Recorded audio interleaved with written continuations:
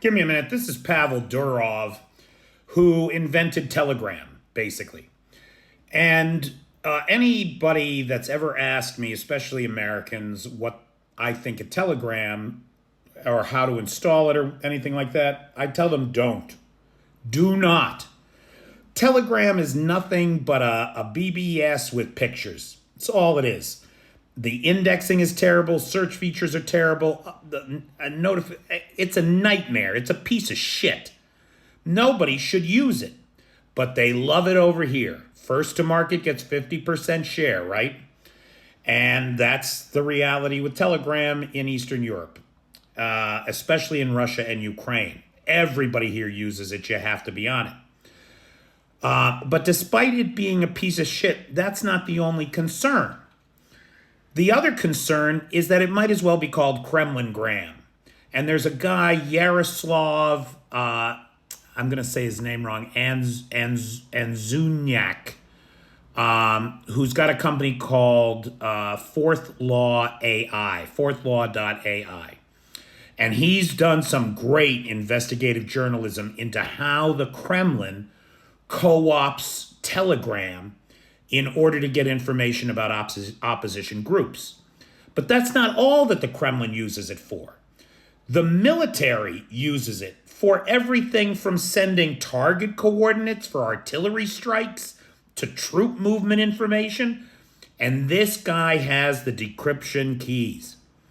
Right now, as I understand it, the military arm of Russia is in panic because if this guy divulges the decryption keys, the West will have access to all of these otherwise encrypted communications. Now, that's fucking stupid beyond words. For a military to trust a private entity, we saw how stupid it is for the military to trust a private entity when Ukraine took the goddamn Starlinks from Elon Musk and what that cost this war effort. So it's fucking stupid of them to have that stuff in a public space in the first place. But see, they think they have control. Now that Durov is in the hands of the French, they don't have control. And I'm sure Durov, if he had a choice between being under house arrest in a cushy Paris hotel room versus being in the hands of the FSB and looking at being served a cup of polonium tea, I think he's made his choice. Whether he did it consciously, unconsciously, I don't know. But I couldn't give a fuck about Pavel Durov.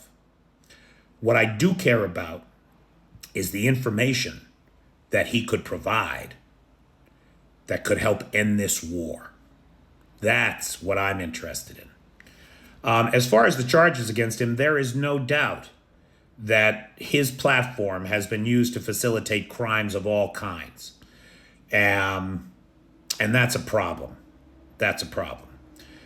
Now, what his culpability in that is, that's another question. But there's no doubt that the platform has done that. Now, for my part, I should mention, one of the reasons I dislike Telegram so much is that I was banned from Telegram, right? Like, I never posted a beheading video or revenge porn, nothing, right? Just using Telegram to talk about the realities of life in Ukraine, and I get banned. Now, if that doesn't tell you that that thing is a piece of shit tool of the Kremlin, I don't know what else will. Anyway, I'm hoping that Mr. Durov changes his tune and cooperates. Maybe in exchange for some immunity for all the terrible things he's done, he could hand over those codes to the Russian military channels. That could potentially have a huge impact on how Russia is able to communicate in the prosecution of this war and limit their ability to do so.